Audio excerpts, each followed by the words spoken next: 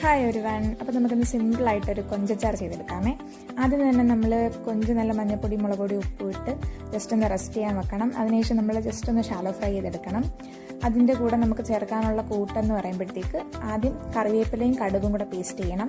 അതുപോലെ ഇഞ്ചി വെളുത്തുള്ളി പേസ്റ്റ്, പിന്നെ മഞ്ഞൾപ്പൊടി, മുളക് പൊടി, മസാലപ്പൊടി, ഉരുവാപ്പൊടി, കായപ്പൊടി ഇത്രയും കൂടെ നമ്മൾ വിനാഗിരിയിൽ കുഴച്ച് വെക്കണം. ആദ്യം തന്നെ നമ്മൾ കടുകും കറിവേപ്പിലയും കൂടെ അരച്ചത് ജസ്റ്റ് ഒരു 5 മിനിറ്റ് മൂപ്പിക്കണം.